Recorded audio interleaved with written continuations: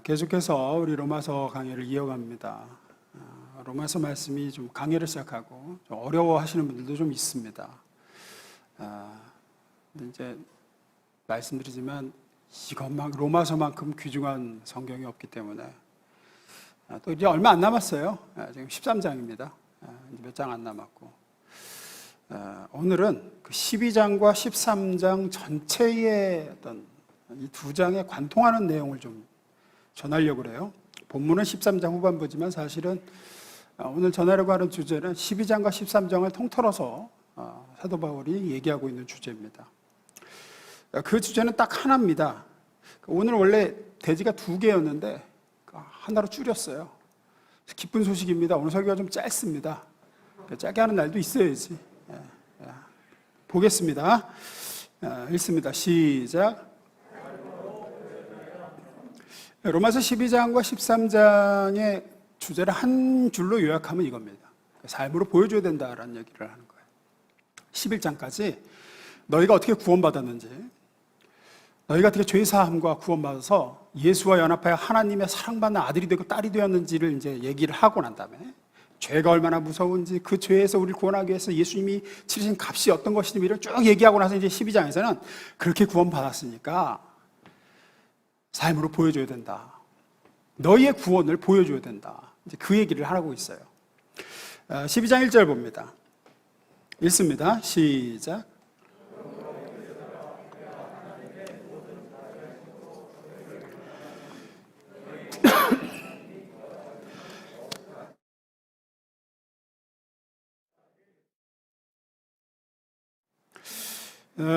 이 말씀이 무슨 말씀인지 아시겠어요?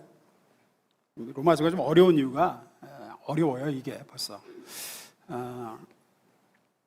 산제물이라는 얘기를 하죠. 산제물. 너희 몸을, 너희 자신을 하나님께 제물로 바쳐야 되는데 죽여서 바치는 제물이 아니라 살아있는 채로 바치는 제물로 드려야 된다. 산제물로 하나님께 나를 드린다는 게 뭐냐? 메시지 성경에서 요약 번역을 잘했습니다. 잘 보세요. 제가 읽어드릴게요. 그러므로 나는 그러므로는 이제 앞에 이렇게 됐으니까, 그게 말씀드린 대로 우리가 이렇게 구원을 받았으니까, 이렇게 예수의 공로로 우리가 구원을 받았으니까, 그러므로 나는 이제 여러분이 이렇게 살기를 바랍니다. 어떻게? 하나님께서 여러분을 도우실 것입니다. 여러분의 매일의 삶, 일상의 삶, 자고 먹고 일하고 노는 모든 삶을 하나님께 헌물로 드리십시오. 이게 산제물이 된다는 뜻이에요. 이게 산제물. 일상의 삶, 매일의 삶, 자고 먹고 놀고 만나고 수다 떨고 뒹굴거리 하는 그 모든 삶이 하나님께 헌물로 이렇게 드려지는 삶을 사십시오. 그게 산제물이 되는 거예요. 그게 하나님께 드리는 예배자의 삶이다, 이런 얘기죠. 우리는 우리의 일상의 삶을 자꾸 종교화합니다. 그래서 기도하기, 성경 읽기, 교회 가기 이렇게 특화시켜요. 신앙생활이라는 걸 이렇게 특화시켜요. 내 삶을, 내 24시간, 내 실존 전체를 하나님께 이렇게 헌물로, 산제물로 바치는 법을 잘 모릅니다. 우리가 훈련이 안 돼 있어요. 교회 갔을 때는 교회에서 하는 일에 참여하고 열심을 내면 이제 그게 신앙생활인 것 같고, 그러다가 교회 건물 밖을 나와서 일상에 돌아오면 이제 어떻게 살아야 되는지를 모르는 거예요. 그냥 또 똑같이 사는 거예요. 이제 불신자나 이제 아니나 구원받기 전에 나나 구원받은 후에 나나 별 생활 없어요. 그냥 직장 생활하고 하나님하고 별 관계 없이 그냥 살아갑니다. 그래서 더 많은 시간을 앞서 얘기한 종교 행위, 기도하기, 성경 읽기, 교회 가기, 이거에 할애하는 게 더 많이 할애하면 신앙이 좋은 것이라고 그냥 그렇게 막연하게 생각합니다. 하지만 성경은 그렇지 않다고 얘기하죠. 신앙생활이라는 건 삶 전체, 내 일상의 모든 삶이 하나님께 드려져야 된다는 얘기를 하는 겁니다. 그럼 어떻게 내 일상의 삶, 자고 먹고 일하고 노는 모든 삶을 하나님께 헌물로 드릴 수 있는 건가? 오늘 본문 14절은 이렇게 표현합니다. 그걸 읽습니다. 시작. 주 예수로 옷 입고 살라는 얘기를 합니다. 예수를 옷처럼 입고 살라. 이게 무슨 뜻이냐? 지금도 그렇지만 이 로마서가 쓰여졌던 이 시대에는 옷은 굉장히 중요한 수단입니다. 어떤 수단이냐? 첫째는 신분을 드러내는 수단이었어요. 귀족은 귀족의 옷을 입었고, 평민은 평민의 옷을 입었고, 노예는 노예의 옷을 입었습니다. 왕족은 왕족의 옷을 입고, 제사장은 제사장의 옷을 입었습니다. 옷은 그 사람의 신분을 나타내는 도구였어요. 또 직업을 나타내는 수단이기도 했습니다. 푸주간에서 일하는 사람은 푸주간에서 일하는 사람의 옷을 입었고, 대장장이는 대장장이의 옷을, 나무꾼은 나무꾼의 옷을, 사냥꾼은 사냥꾼의 옷을, 무당은 무당의 옷을, 지금도 그렇죠. 군인은 군인의 옷을 입었습니다. 그래서 옷만 보면 그 사람의 삶이 어떤 사람인지, 그 사람의 직업이 뭔지, 신분이 뭔지가 드러났어요. 그래서 여기서 예수 그리스도로 옷을 입으라는 것은 일종의 그런 개념입니다. 어떻게 보면 거기서 하나 더 나가는 개념이에요. 그 사람이 되라라는 뜻이에요. 즉 예수가 되라라는 뜻입니다. 예수로 옷을 입으라는 건 예수로 살라는 얘기예요. 예수로 살라. 창세기에 보면 야곱이 형 에서의 축복을 가로채려고 어떻게 합니까? 누구 옷을 입죠? 형 에서의 옷을 입습니다. 형 에서의 옷을 입고 아버지에게 가서 어떻게 합니까? 에서처럼 말하고 에서처럼 행동하고 에서라고 얘기를 하죠. 아버지가 속나요, 안 속나요? 속습니다. 그리고 어떻게 합니까? 에서에게 주는 축복을 야곱에게 주죠. 능히 분간치 못하더라 그래요. 여기서 얘기하는 게 그겁니다. 예수로 옷 입고 예수처럼 말하며 예수처럼 행동하고 예수처럼 생각하십시오. 사람들이 당신과 예수를 능히 분간하지 못하도록 하십시오. 그 얘기. 예수라면 어떻게 하셨을까를 항상 염두에 두고 말을 하기 전에도 예수님이라면 이렇게 말하셨을까? 어떻게 말하셨을까를 생각하고 말해라. 함부로 말하지 말고 뭔가를 선택하고 결정할 때 그냥 아무 생각 없이 결정하고 이쪽이 낫겠네 이렇게 하지 말고 예수님이라면 어떻게 결정하셨을까? 어떻게 선택하셨을까를 염두에 두고 그게 예수로 옷 입고 사는 거예요. 예수로 옷 입기. 그렇게 매일의 삶을 그렇게 일상생활을 사십시오라는 거예요. 그게 여러분이 산 재물이 되는 겁니다. 그 얘기가 로마서 12장, 13장 전체에 어떻게 보면 내용이에요. 왜 하나님은 구원받아 하나님의 사랑하는 아들이 되고 딸이 된 우리에게 그렇게 하라고 하실까요? 아야 혼자 있을 때 하나님께 기도하고 예배당 와서 잘 예배 드리고 그러면 되지. 뭘 일상 속에서 이렇게 예수로 옷을 입고 예수처럼 말하고 예수처럼 행동하고 그러라 그러나. 가장 여러 가지 이유가 있죠. 가장 여러 가지 이유가 있지만 한 가지 이유를 들자면 인간은 보여줘야지 알기 때문입니다. 인간은 보여줘야 알아요. 이게 무슨 얘기냐? 인간은 메시지만 탁 얘기해서는 텍스트만 탁 얘기해서는 못 알아듣습니다. 무슨 얘기인지 관심도 없어요. 예를 들면 이래요. 얼마 전에 몇 년 전에 한국 영화 기생충이라는 영화가 봉준호 감독의 아주 전 세계를 놀라게 했죠. 아카데미, 골든글러브, 칸 영화제 다 휩쓸었어요. 그 영화가 담고 있는 메시지는 자본주의 사회에 이 존재하는 돈, 그 돈을 얼마나 가졌느냐에 의해서 구분은 되는 보이지 않는 계급이 존재한다. 지금도 마치 옛날에 양반, 중인, 이렇게 상인, 쌍놈, 이렇게 노비 이렇게 하듯이 그런 계급이 있듯이 지금은 그런 계급이 없는 것 같지만 사실은 있다는 거예요. 사실은 있다. 보이지 않는 계급과 이 사회 양극화 문제에 대해서 얘기를 하는 영화죠. 그래서 가진 자와 못 가진 자 사이에 메시지는, 이 영화의 메시지는 그거예요. 가진 자와 못 가진 사이에 양극화가 존재하며 이거 해소해야 된다. 못 가진 자가 가진 자에게 기생해서 사는 삶이 아니라 공생하는 삶을 살아야 된다. 이제 이런 메시지예요. 이 메시지를 영화 스토리와 영상 속에 아주 곳곳에 정말 잘 담고 있죠. 영상 하나, 소품 배치 하나. 그래서 이제 봉준호가 천재라고 하는 거죠. 다 담고 있어요. 메시지가 다 들어있어요. 그래서 그 영화를 보고 나온 사람은 한 번 더 생각을 하게 되는 거죠. 아무 생각 없이 보는 사람 말고 그래도 좀 영화를 좀 본 사람, 깊이 있게 본 사람은 이 메시지에 대해서 한 번쯤은 생각하게 됩니다. 가진 자와 못 가진 자의 이 사회에 대해서 한 번 더 생각하죠. 고민하죠. 왜냐하면 봤기 때문입니다. 영화라는 컨텐츠를 통해서 봤기 때문이에요. 그 메시지를. 근데 이렇게 보여주지 않고 그저 야, 사회 양극화가 문제야, 이렇게 메시지만 툭 던져버리면, 텍스트만 던져버리면, 못 가진 사람들이 가진 자에게 기생해서 사는 사회가 아니라 못 가진 자와 가진 자가 공생할 수 있는 사회를 만들어야 둘 다 산다, 이런 얘기를 그저 메시지만 던진다면 대다수의 사람들은 별 관심 갖지 않습니다. 그리고 뭔 얘기인지도 못 알아들어요. 그게 뭔 소리야, 지금 양극화가 뭐고, 기생은 뭐고, 공생은 뭐고. 하지만 이 메시지를 이 영화라는 컨텐츠 속에 이야기와 어떤 평범한 가족의 일상의 이야기에 그 삶의 속속들이 이렇게 녹여서 보여주니까 보고 알게 되고 생각하게 되죠. 아, 이거 문제다 진짜, 이 사회가. 이렇게 되는 거죠. 하나 더 예를 들자 그러면 몇 년 전에 있었던 우리나라 참 슬픈 세월호 사고가 있었죠. 사실 우리나라 역사 속에서 세월호보다 규모도 훨씬 크고 끔찍한 사고는 많았습니다.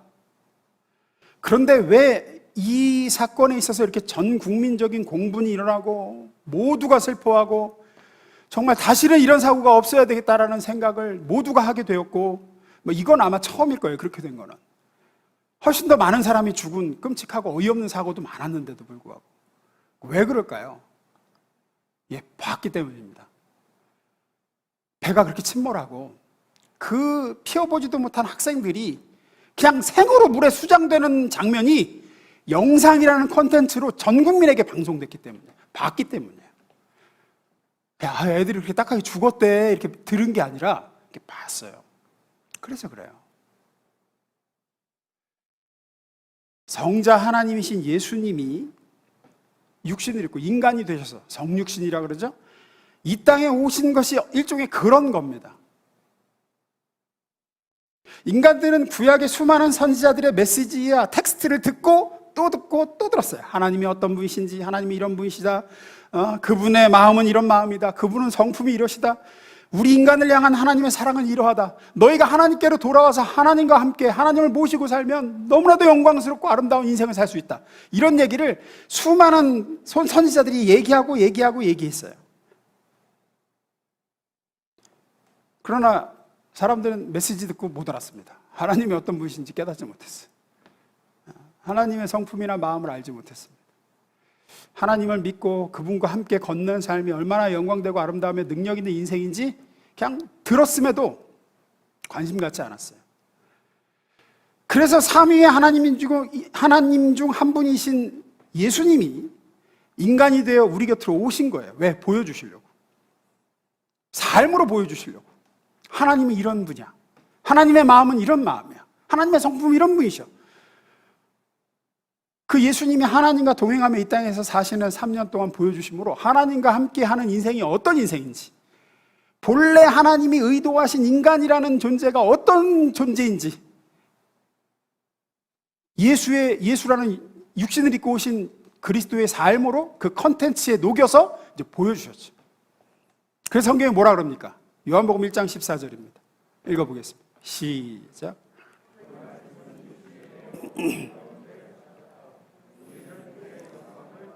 굉장히 중요한 구절이에요. 메시지가 뭐가 됐대요?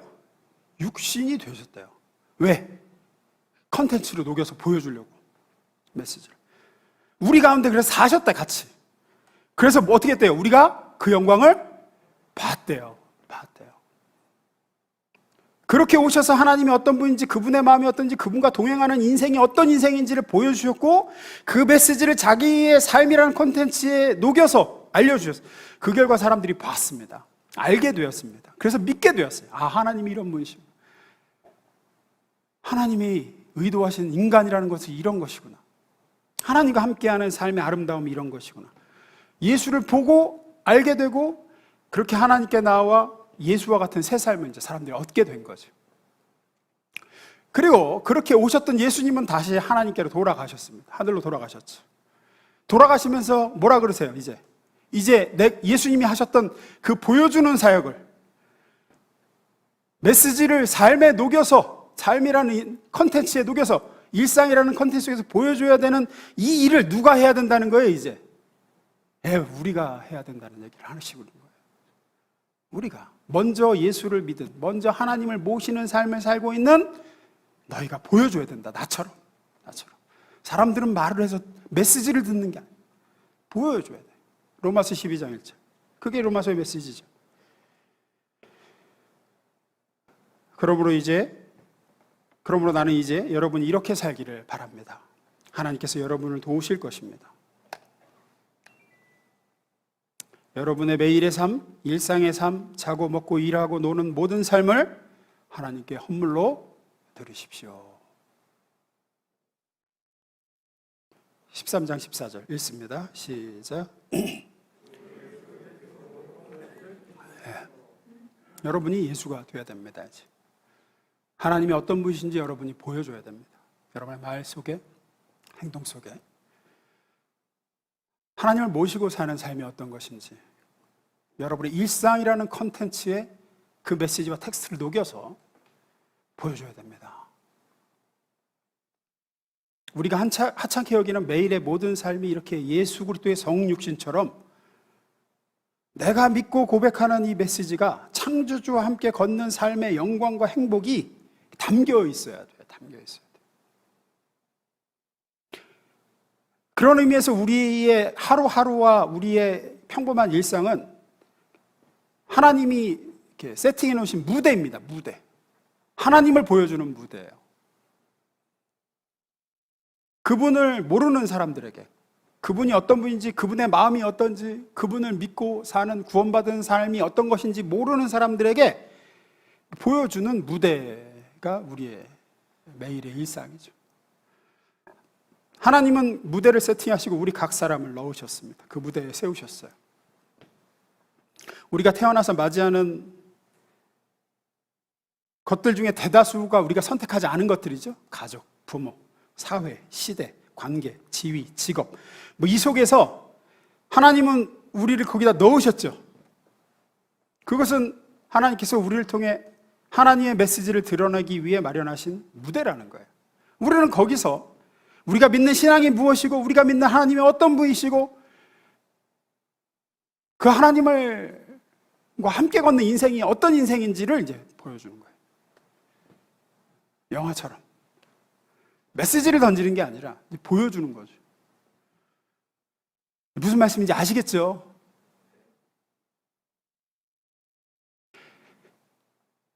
이 메시지를 담는 컨텐츠가 없으면 예수가 전해지지를 않아요. 텍스트만 던지면 못 알아먹어요. 예수님을 알지 못하고 믿지 않는 사람에게 예수님이 얼마나 굉장한 분인가, 예수와 함께 사는 게 얼마나 행복한가, 아름다운가, 아무리 메시지를 가지고 메시지만 가지고는 일단 듣지를 않고 두 번째 알아먹지를 못합니다. 지금 이 자리에 계신 여기 여러분들처럼 이미 믿은 사람은 알아듣고 좋아합니다. 제가 이렇게 메시지만 해도 알아듣고 좋아해요. 이미 믿었기 때문입니다. 성령이 그 속에 거하시기 때문이죠. 하지만 안 믿는 사람들, 아직 성령을 받지 못하고 구원받지 못한 사람들은 그걸 듣고는 절대로 회개하지 않습니다. 절대로 예수에게 관심을 갖지도 않고 하나님과 함께 걷는 인생에 대해서 알아먹질 못해요. 왜? 공감하고 공유할 컨텐츠가 없기 때문입니다. 보여주지를 못해서 그렇죠. 그래서 보여줘야 돼요. 말씀이 육신이 되어 우리 가운데 거하시며 하나님을 보여주시고 본래 창조된 인간이 어떠해야 되는지 그 영광, 그 아름다움을 보여주셨던 예수님처럼 저와 여러분이 작은 예수가 되어 일상의 삶에서 우리는 공연을 해야 되는 거예요. 공연이라 그러니까 무슨 쇼를 하는 것 같지만 그런 의미가 아닌 거 아시겠죠? 야, 저게 내 친구고 저게 완전 순악질이었는데 아니 저게 예수를 믿더니 저렇게 달라졌네. 저 인간이 저럴 사람이 아닌데 예수를 믿고 나더니 저렇게 이기적이던 인간이 어떻게 저렇게 살지? 달라졌지? 제가 말하는 하나님을 믿고 산다는 게 저런 거구나. 저렇게 기쁜 거구나. 저렇게 평안한 거구나. 세상이 줄 수 없는 뭔가가 분명히 있는 거구나. 삶이라는 콘텐츠에 녹여서 보여주는 거죠.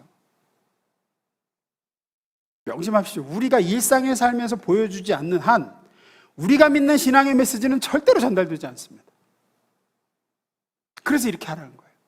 그래서 사랑하는 우리 가는교회 성도 여러분, 우리의 구원은 이미 결정되었습니다. 이미 결정되었죠.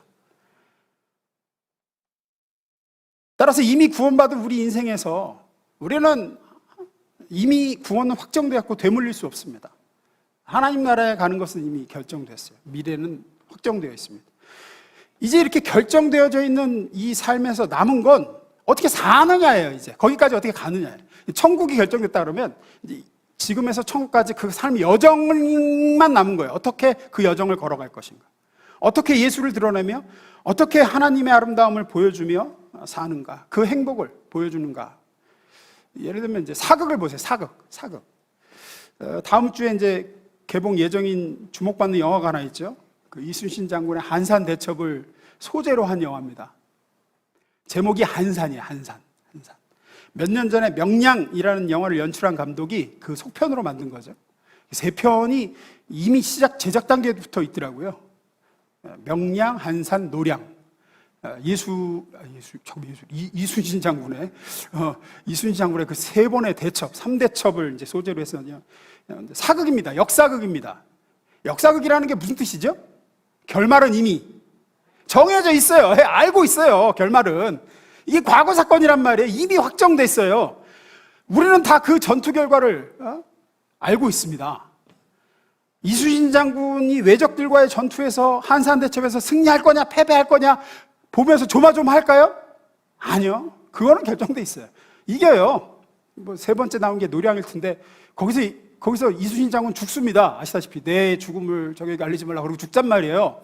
죽는 거 알아. 안다고요. 살지도 몰라. 이러고 영화 보는 사람은 없어요. 이미 지나간 역사이기 때문에. 우리의 구원이 그러합니다. 우리의 구원은 이미 확정적입니다. 천국을 갈 것인가 못 갈 것인가, 구원을 받을까 못 받을까, 이건 아닙니다. 결정됐어요. 그러면 사극을 뭘 보는 겁니까? 과정을 보는 거죠. 과정을. 어떤 유혹이 있었나, 그래서 그 한산대첩에서 어떤 위기가 있었나, 그 승리를 쟁취하기까지 어떤 고뇌가 있었으며 어떤 선택이 있었고 어떻게 해결했으며, 이순신의 삶을 보자는 거죠. 삶을. 그냥 이순신 장군은 대단하다, 이순신은 위대한 지략가이자 영웅이다, 백성들과 부하를 사랑한 사람이었다, 위기에서 일본을 물리치고 이 나라를 구한 영웅이다, 이렇게 메시지만 말해서는 알 수 없는 이순신의 삶을 보여주는 게 그 영화라는 콘텐츠죠. 그 메시지가 이야기와 배우들의 연기와 당시의 상황을 재현한 영상에 녹아져 보여주면 그걸 본 사람들은 알게 되죠. 이순신이라는 사람은 이런 사람이었구나. 이 한산대첩이라는 전쟁이 이렇게 해서 승리를 한 것이었구나. 가슴이 뜨거워지고 감탄하고 흠모하게 되고 생각하게 되는 거죠. 하나님은 우리에게 요구하시는 인생이 그런 겁니다. 너희의 구원은 확정되었으니. 이제 구원받은 자가 어떻게 구원받았으며 어떤 인생을 사는 건지, 하나님을 믿고 사는 삶이 어떤 건지 좀 보여줘야 돼. 마치 사극처럼 이미 결말은 정해졌지만 예수의 은혜로 구원받을 거지만 그 구원받은 자의 삶이라는 게 어떤 건지, 하나님이 그를 구원하신 하나님이 어떤 분이신지, 그 예수의 사랑이 어떤 건지, 어떻게 그 사람은 어떤 결정을 하며 어떤 인생을 살고 어떻게 말하며 어떻게 행동하여 그 영광과 아름다움이 그 사람의 일상에 녹아들어져 있는가 보여줘야 됩니다. 관객은 우리 주변에 아직 예수를 만나지 못한, 아직 구원받지 못한 모든 사람들이 관객입니다. 그 삶을 보여주는 저와 여러분 될 수 있기를 주의 이름으로 축원합니다. 말씀 마무리 짓습니다. 예수님의 십자가의 대속과 부활로 우리에게 구원을 주셨습니다. 전혀 새로운 복된 인생이 허락되었습니다. 예수를 믿기 전과는 전혀 다른 인생입니다. 이것은 변경될 수 없는 이미 확정된 우리의 미래입니다. 하지만 하나님이 이렇게 은혜로 주셨다는 것을 값싸게 생각해서는 절대 안 됩니다. 그것이 얼마나 굉장한 값비싼 대가를 치른 것인가는 예수 그리스도와 십자가에서 너무나 분명하게 너무나 크고 깊고 놀랍게 증언되어져 있죠. 그 은혜로 구원받은 우리가 할 일은 이렇게 이 하나님의 열심과 사랑으로 이루신 우리의 구원의 영광을 세상에 보여주는 거죠. 세상은 알지 못하는 인생을 사는 겁니다. 뭐를 잘 못하지 않는, 그러니까 죄 짓지 않는 뭐 이런 정도가 아니라 예전에는 할 수 없었던 영광을 사는 겁니다. 그렇게 살아서 보여주는 거예요. 예수로 사는 인생이 이거다. 이렇게. 예수 믿어라라는 메시지가 아니라 그 메시지가 녹아들어 있는 일상을 보여줌으로써 이게 하나님과 함께 걷는 인생의 아름다움이다. 너희가 알지 못하는 영광이다. 이것이 예수와 함께 사는 기쁨이다. 즐거움이다. 구원받은 자의 평안이다. 여러분은 매 순간 매일 늘 깨어서 이 삶을 살아내셔야 돼요. 낭비해서는 안 됩니다. 우리에게 주어진 하루하루를 아무 생각 없이 살아서는 안 돼요. 그냥 욕심이 이끄는 대로 살아서는 안 됩니다. 그렇게 사는 삶은 구원받기 이전으로 족합니다.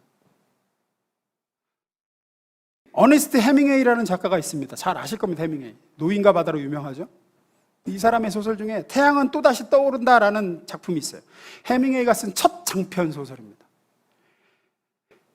읽어보면 솔직히 이게 뭔 얘기야? 뭐 그런 내용이었는데 무슨 얘기냐면 1차 세계대전이 끝나고 미군 몇 명이 1차 세계대전에 참전을 했다가 제대를 해서 살아 돌아왔어요. 정말 1차 세계대전도 어마어마하게 죽었거든요. 근데 거기서 살아남았어. 그래서 여러분 전시에는 그 급여가 굉장히 높습니다. 전시급여는. 그래서 밀려있던 이제 봉급을 목돈으로 받았어요. 이 돈 가지고 고향으로 집으로 가봤자 아무도 기다리는 가족도 없고 뭐 젊고 시간도 있고 그러니까 그 돈 가지고 스페인으로 놀러 가는 얘기입니다. 스페인 놀러 가서 거기에 놀러 온 다른 그 관광객들하고 어울려서 흐지부지 놀고 술이나 마시러 가고 춤추러 가고 여자 만나러 다니고 그렇게 놀고 먹으면서 한량처럼 싸우고 또 살고 뭐 그러다가 그냥 끝나는 소설이에요. 이 얘기가.